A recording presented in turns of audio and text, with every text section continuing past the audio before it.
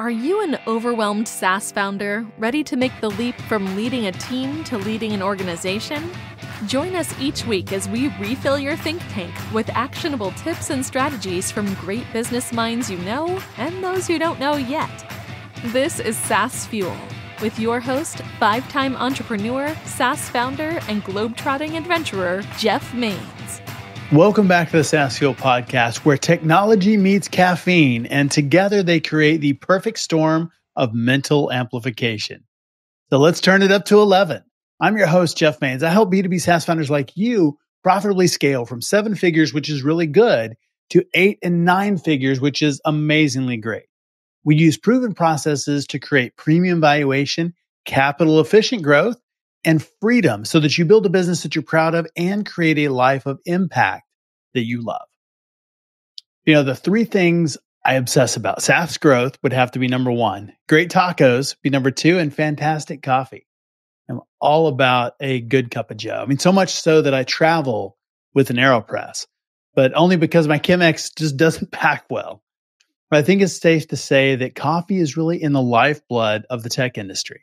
I mean, without coffee, I think our developers would be less productive, designers would be less creative, and our support team, well, I mean, let's be honest, it might still be asleep.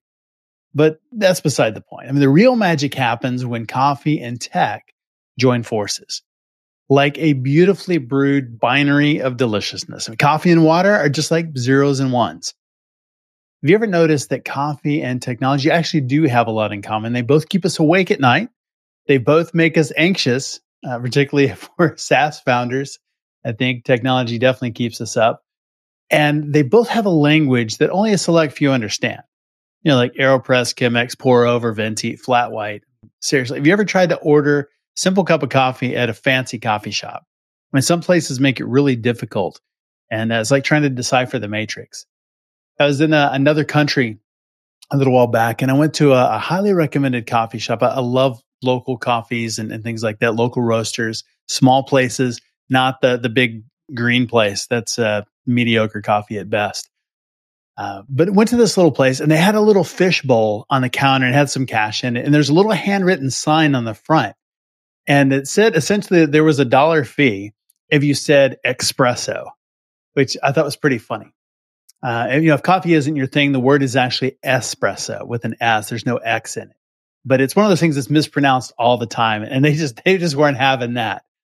So it was a $1 fine if you said espresso. So I thought that was really, really funny. Just a little coffee nerdery, coffee snobbery maybe. But you know, think about mental sharpness. I mean, some say coffee improves focus and memory. And I think that is definitely true for me. It certainly improves my mood. But it's great news for all the techies out there, because without that morning cup of joe, remember, you know, all those functions, you know, might be impossible to remember. So all that stuff, you know, the coffee just helps improve that focus and memory. And so you can code better, faster, and have greater ideas. And of course, can't forget the countless times that we've spilled coffee on our keyboards, only to discover that somehow it made them work even better. You know, I don't think you can be a real SaaS founder until you have baptized a keyboard with coffee. So drop me a note if you've done that. But hey, as we kick off today's episode, remember, raise your cups and salute the mighty bean that fuels our minds and machines. We have time. We might even discuss the revolutionary invention of an AI-powered coffee maker. It's designed to brew the perfect cup, and the predictive algorithm knows exactly when you'll want it as soon as it finishes updating its firmware. So it's still in development there. Today's episode is sponsored by the book Small Fish, Big Pond, Building a World-Class Business That Swims Circles Around Competitors. Why do some SaaS companies achieve explosive growth while others sink into the depths? And why do some solutions inspire fierce brand loyalty when others are just interchangeable? And what can we as SaaS leaders learn from fish? Small Fish, Big Pond delivers powerful marketing and leadership lessons guaranteed to enhance your marketing message, wrap value around your clients, and guide their buying journey to conclude that your company is the only solution for them. It includes step-by-step frameworks and time-tested growth tools to attract ideal clients, convert them, and then transform them into brand ambassadors. Pick up the print, ebook, or audio today at smallfishbigpond.com or Amazon or your favorite book source, wherever that may be. Our founder on Tuesday was Alexander Lin, founder and CEO of ShipShape, a company that uses AI to put dollars back in homeowners' pockets and keep homes safe and efficient. It's an exceptional use of AI. And if you heard the episode, something I should have been using before we'll just say the water heater incident a few weeks ago. Yeah, I love ShipShape's commitment to give back with their 222 program as well. It's very cool. Our expert guest last Thursday on our 1-year anniversary show was Jeremy Redmond, founder and CEO of TaskMagic, automation software for small business. Jeremy's built several SaaS companies using low code, no code. If you missed either of those episodes, go back and give them a listen. My guest this week is Park Howell, the world's most industrious storyteller. Park has grown purpose-driven brands by as much as 600% through story. He's a 35-year veteran of the advertising industry and now helps business leaders excel through the stories they tell. He's the host of the popular weekly Business of Story podcast and author of Brand Bewitchery, which reveals his proven story cycle system to craft spellbinding stories for your brand. So grab some coffee and gather around the campfire for a captivating story that will change your business. From the man himself, Park Howell. Well, hey, Park, welcome to SaaS Fuel.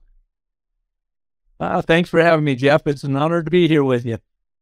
Well, tell me about the business of story. How important is story to businesses? Well, you think about storytelling and how we all, when we leave our business or organization at night, go home, someone says, "How was your day?" And Jeff, what do? You share stories with them about your day, right? The craziest thing that happened. I mean, so it's hugely important because that's how we Homo sapiens, we storytelling monkeys, connect and communicate, right? And build trust and understand what tomorrow holds and so forth. So it's incredibly important in business because what we are always trying to do in business is get people to buy into something, to either buy into a product, buy into a service, buy into a SaaS platform, our colleagues to buy into our vision, buy into our mission, our vendors to buy into what we are about so we can get the service out of them that we really need to have.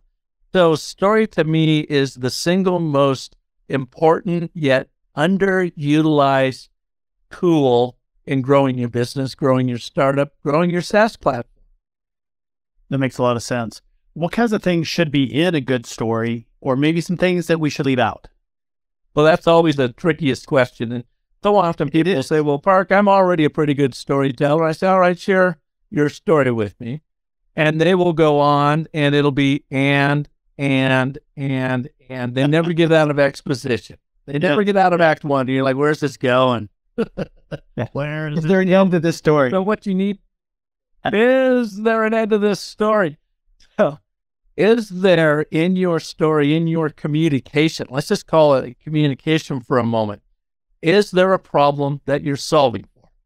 And that's the power of every great story. There's always conflict or contradiction that you are solving for. Otherwise, you're irrelevant. You're just taking up, air at that point. So the most powerful thing, and what's his name? A famous American writer, Kurt Vonnegut, said, the most universal story is man gets in a hole, man gets out. It doesn't have to be about a man, and it doesn't have to be about a hole, but people love that story. That's story here today to talk about business. Yeah, I like that. That's the story arc. And you see that in a lot of great stories, whether it's a movie or a book. I mean, that's what it is.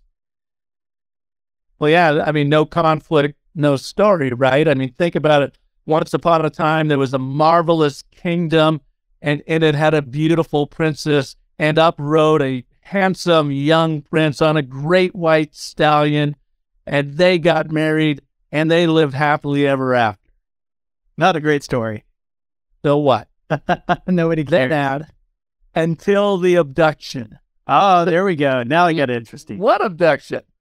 Who got abducted? What happened? What's the outcome of that abduction? What was the motivation for that abduction? I mean, all of a sudden now we've triggered that limbic brain into saying, gosh, you've opened a story loop for me. You've invited me in. You've thrown me a plot twist. How does it end? And when you think about it, isn't that the foundation for selling anything? Absolutely. So how would we use that in business? Is there can you give us a framework or an example of how would we use that to sell or to open that story loop with our ideal client?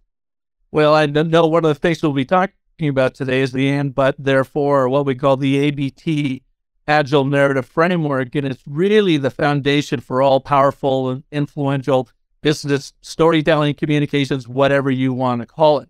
And it is a setup, problem, resolution dynamic. And, but, therefore. And is a statement of agreement that you get your audience agreeing with. The but is the whole that Vonnegut spoke about, the problem you are going to be solving for. And then the therefore is how you overcome that.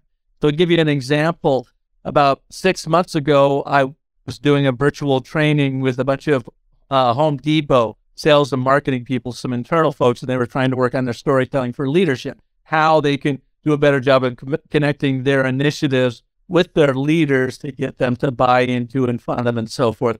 And one of the gentlemen on that call said, Park, what's the shortest ABT you know of? And I go, oh, that's easy.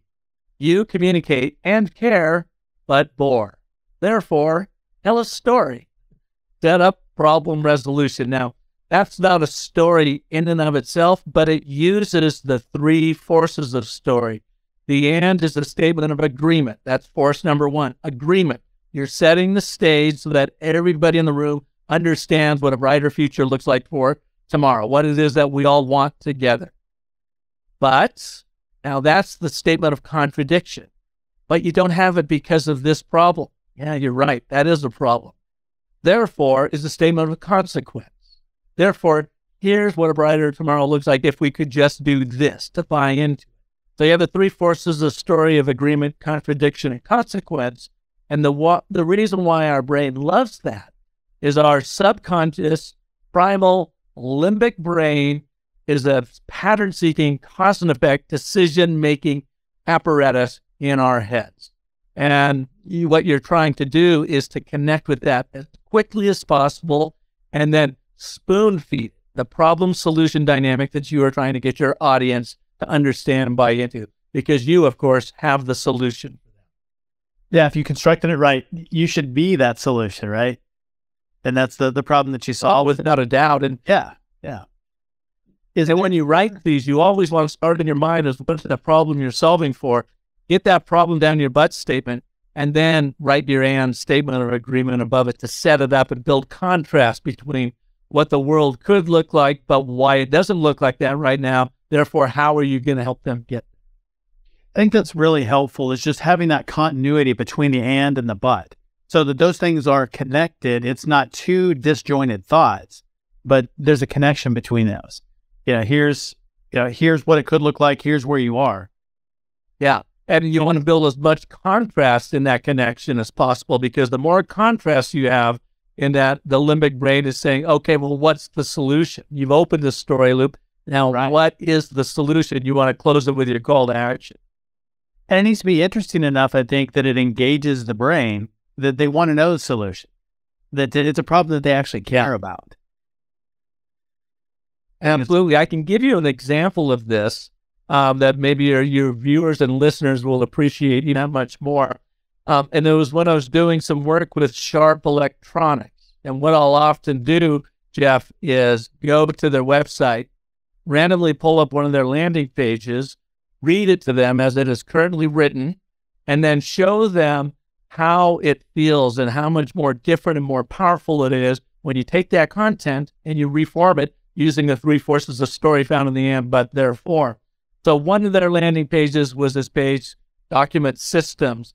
And it goes on, it says 4 years, the Sharp document products and solutions have been earning high praise and prestigious awards from leading MFP testing organizations.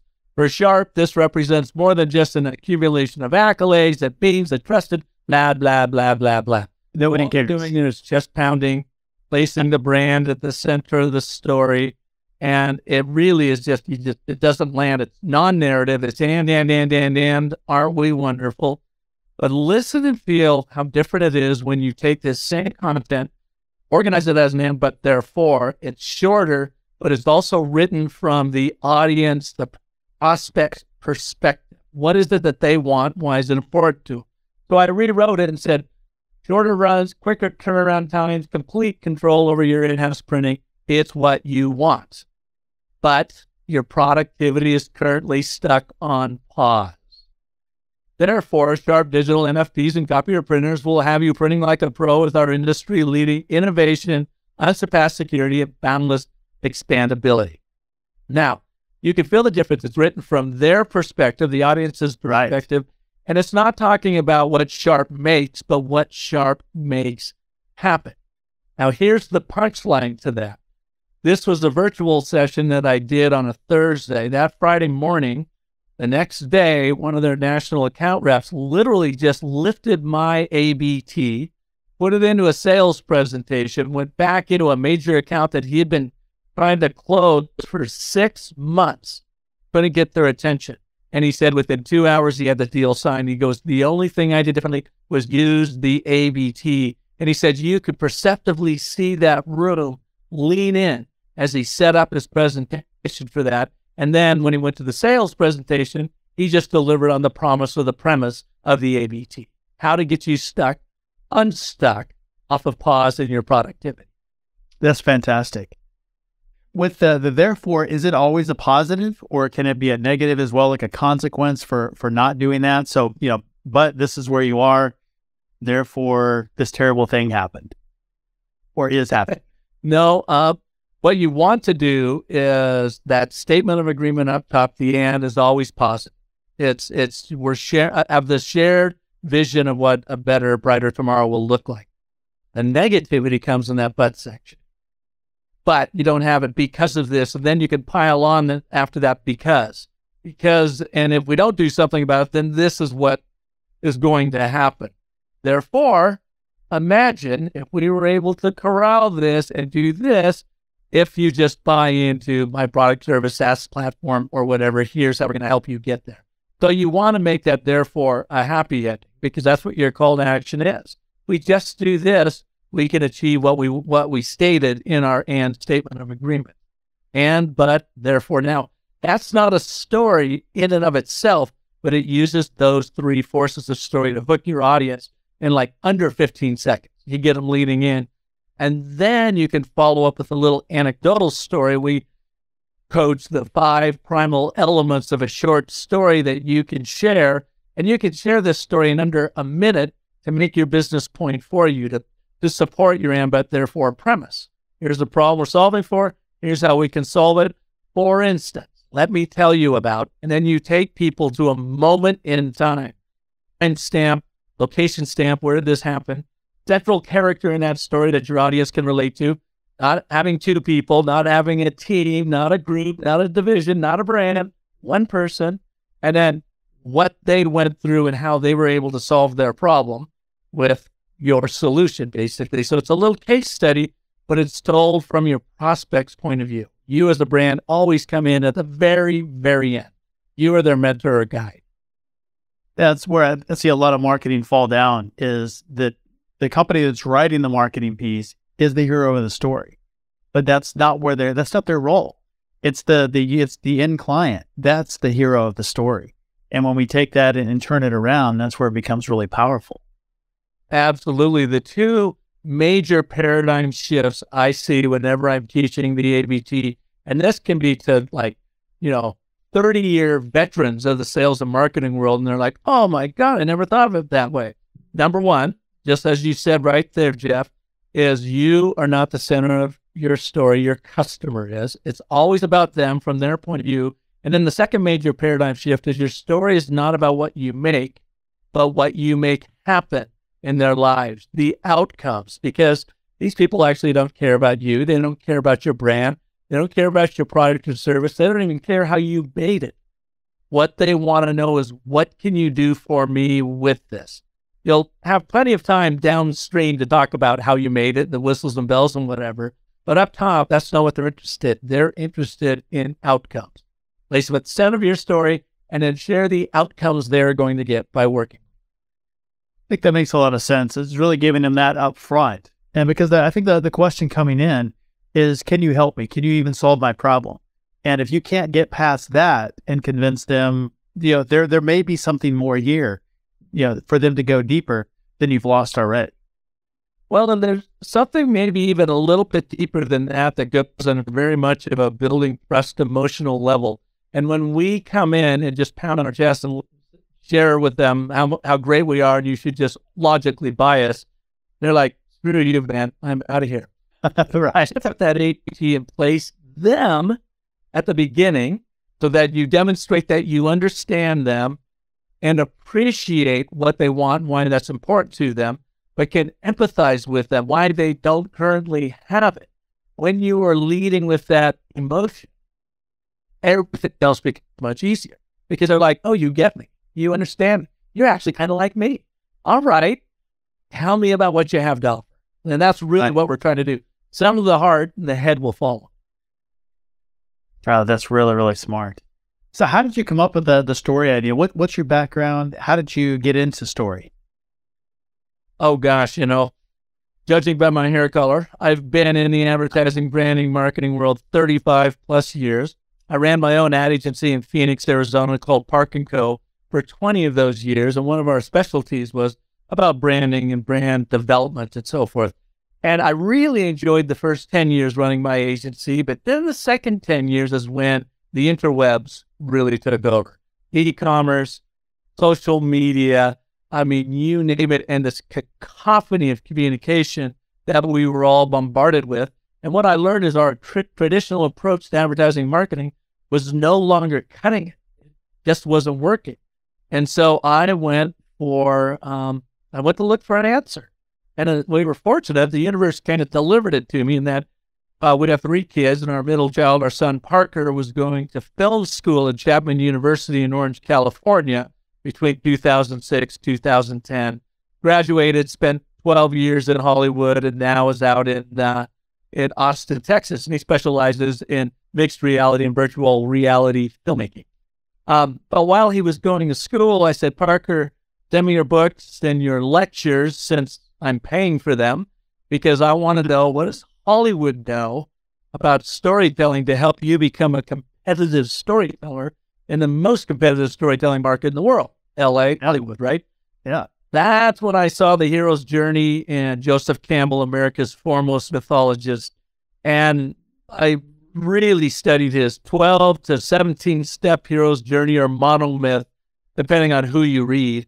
And I thought, this is so powerful. It absolutely outlines what we do in branding and marketing and makes us understand our audience and what journey they're on, so we know what stories to share with them to get them and invite them into our story. That's when I took it and I mapped it to business, and I created the 10-step story cycle system, which was my first book called Brand Bewitchery, How to Wield the Story Cycle System to Craft Spellbinding Stories for Your Brand.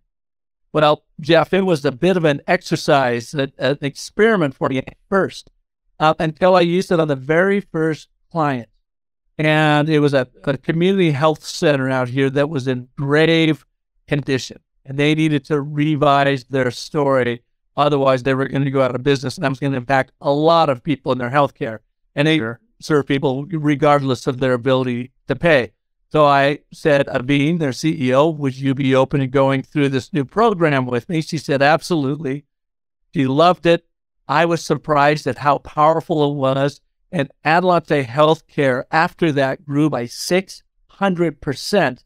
And Abeen will say and tell you, it is precisely because they got their story straight and a story strategy that they could get everyone to buy into internally and, of course, externally. That was my first aha moment that, wow, this stuff really, really works. And then clients asked me to start teaching them how to do it. And then Arizona State University came and had me put together a storytelling curriculum for a master's program in their School of Sustainability. And I taught that as an adjunct for 5 years. And that led up to 2016 when I finally closed down my agency and just pivoted into consulting, teaching about the power of story internationally. And that's why I'm here today with you. That's great. Well, so what happens when that story loop isn't closed with a business and we leave that open in the mind of our clients? Can I share with you a little parlor trick? And this will demonstrate the answer to that question. Have you ever heard of Ernest Hemingway's shortest story ever told? Yes. You ever heard about this? Yes. This is So the lore goes, he was sitting in some Irish pub with a bunch of his buddies. He said, I bet I can make you cry in 6 words or less. And he put $10 down per person if he could do that. So they all took the bet. Presumably he won the bet with the shortest story ever told. And here are those 6 words. For sale, baby shoes, never worn. So why weren't those baby shoes ever worn? And we can come up with all sorts of things. But the mind tends to go to What's the first thing that pops to mind? Worst case scenario, the baby died. The baby died. And the vast majority of people, every time, in fact, I shared that with a virtual session I was doing with a tech company in Melbourne, Australia. And after the session, I got a nastygram from one of the people, and she said to me, that was such a great session. Why did you have to start it with the baby dying? I'm like, I did it. You arrived at that. Most people do. It's our negativity bias, closing that story loop. And Hemingway knew about that. And what he did is he invited you into a story for sale. Then he added a little bit more tension. Baby shoes never worn.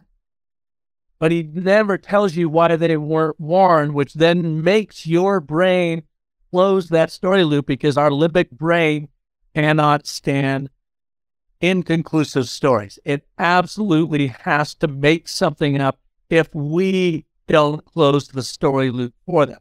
So what happens in business, you show up and, oh, we're going to do this for you. It's going to be great. You know, but you need to do this, blah, blah, blah. And you never get to that call to action, or you never bring it full circle. Well, your audience will close that story loop for you, and it will not be the story you intended unless you intentionally tell the story. And but therefore is the perfect way to set it up with that statement of agreement, invite them deeper into the story with that causal, but here's why you don't have it because of this, and then you close it. Therefore, here's what a brighter tomorrow is going to look like if we do this. You're going to bring them full circle that way. And by God, if you leave it open, if you lead with a bunch of data, charts, graphs, stats, features, functions, that's all non-narrative BS, and your audience is dying for the context of the story. So it's going to make up a story, and it's not going to be the one you like. And that makes a lot of sense, because really when you think about it, there are a lot of reasons, why those baby shoes could be never worn. Maybe they were too big. Maybe they're too small. Maybe they were the wrong color. Maybe the baby was so healthy, the parents didn't realize how quickly it had grown and went and bought these baby shoes and gave them to them for their birthday. And they were so small, they couldn't fit, and they couldn't return the baby shoe. Right. But now, mostly, people are going to say, oh my God, the baby died. I mean, even when I do it, I got to be careful when I do it. I got to read the room and make sure they're up for it, because sometimes it really freaks people out. But people will gasp sometimes when I shout, oh my God. I go, why'd you gasp? Well, the baby died. Never said the baby died. They arrived at that, but that's a really good example of an open story loop that your audience closes for you. And that's really helpful, I think, in business, because when we open those loops or we start to tell a story or it's incomplete, then the market will make up the ending. And I think you're right. It's not the story we want told. I mean, maybe it's true, maybe it's not. But whatever that is, or even stories on the news. We may hear like a headline and then just assume, or you hear a little bit here or there, a piece of it, and we just jump to that conclusion. Absolutely. Think about it too, Jeff. Whenever you get ghosted, we all get ghosted.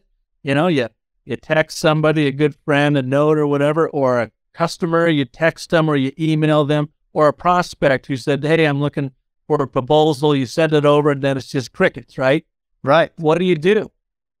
Gosh, did I piss them off? Oh my God, they'll never work with me again. Oh my God, something happened here. And we catastrophize this stuff in our mind because our brain is set up on this negativity bias purely out of a survival instinct. We're going to default to the worst case scenario because it brings us closure, and then we think about something else and move on, when it's often so far from the truth of what's actually going on. Sure. And to think about that just in our own world, in that bias, I think that's a really good example. Sending that proposal and then crickets, nothing happens. And then I've seen it happen before. The next thing that goes over is, well, apparently the pricing is too high. Here's something lower. And they didn't say that. They didn't say anything. They just, nothing. So you're reacting to something. They're just too busy. They haven't gotten to it yet. Right. Something else happened in their life and has nothing to do with you, but we personalize it. We internalize it because we are dealing with an open story loop. The story begins, we have set them something, but we don't hear back from them. There's the conflict. Therefore, what the hell? Do I follow up? Oh, they don't like me. You just can see where this goes. So right. You, as the storyteller, you want to control the narrative, and you have to do the heavy lifting up top to really understand your audience because you're telling this story from their perspective, appreciating what it is they want and why that's important to them, and then empathizing with why they don't have it. You completely set up a really powerful story loop that way. Therefore, here's how I'm going to help you get it. And then you get your call there. I like it.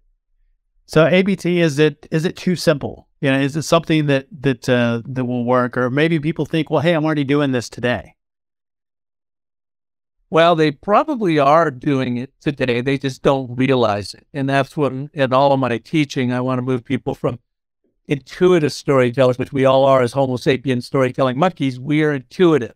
We are the only beings that we know that organize, plan, and act in story.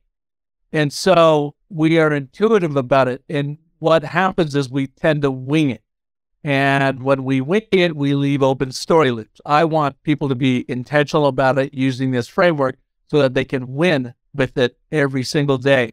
And that's really where the power comes out of it. It's just knowing it. And so people will look at it, and I will hear that sometimes like, okay, Park, 3 words, got it, great. Well, I just challenge you to write one now. Go out and write one. Here's an ABT for the ABT. The ABT is short and sweet, but tricky. Therefore, practice. Setup, I like problem, that. Resolution. And so it is deceptively simple looking until you practice it. And then when I tell people when I take them through my classes, or there's an online course they can take, in fact, they're going to get a great bonus on that at the end of the show. I'll let you know what that is that they think it's short. They think they got it immediately, but the best place to practice an ABT is in your email writing, because you have to write the damn things anyway. Right. And I say write 3 every day with an ABT. What they will find is it shortens their emails by about 2/3. They get super focused on what the problem solution dynamic it is that they're trying to get across to their reader, and it has a built-in call to action. So the first thing I say is practice it there. You're going to find it's more difficult than it looks. But if you do this over the course of 4 to 6 weeks, it's going to become second nature to you. And then number 2, check out the ROI on people actually not ghosting you, responding to your emails, because you're making it super easy for their pattern-seeking, cause and effect, limbic brain to understand what it is you're talking about and what it is you want them to do. They don't have to work for it at all. And that's the beautiful part of it. That's great. Where can people learn more about you and about ABT online? Well, we can go to businessofstory.com/ABT, and you can learn a lot more about the ABT there. And there are a number of different little short online courses they can take about it, or you take to learn about it. I also have a podcast, Business of Story, that I've been doing for 7.5 years. Every Monday, I have a new guest on, storytellers from around the world of business, leadership, sales, and marketing, and SaaS. They can go to Business of Story, find us on any, iTunes, any place you listen to your shows. I talk about the ABT extensively there and bring in people that have used it extensively in their world. One of them, for instance, is Tremble, which is a SaaS company. I think they've been around since 1976. They are global, and they work in the heavy construction industry, the SaaS platform. Right. I trained their sales and marketing team on the ABT in March of this year. And then in April, they brought me in as a story coach. And what they did in 5 of the countries that they're in, they have this ongoing LinkedIn campaign. And we did an A/B test. The A was March when they weren't using the ABT. April was I would take their content and simply reorder it in their short messages on LinkedIn using the ABT. And you know, Jeff, they got an ROI on engagement went up 400%. Wow. The only thing they did differently was reordered their content using the ABT. So Kari Nelson, my contact there, is on the show. You can just search Kari Nelson, Business of Story, and she talks about how they have used it with the SaaS platform and the importance of storytelling in it. And then we kind of dissect how it works for them. So that's really my main teaching tool is my own podcast or coming on great shows like yours.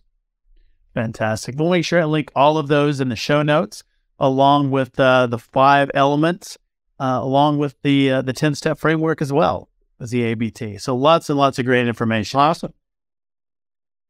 What I'd like to offer up to your viewers and listeners is a landing page for this particular show. Go to businessofstory.com/SaaS-Fuel, SaaS-Fuel. And there they can download a free copy of the Narrative Gem for Business, which I co-authored with Dr. Randy Olson, the gentleman who taught me about the ABT 10 years ago. He's a Harvard PhD evolutionary biologist and USC film grad. And he teaches this solely to the science and academic world, and I've translated it to the business world. So they can download their free copy of this and get 30% off of our ABTs of Agile Communications quick online course. So they can take the course and start applying it immediately in their world.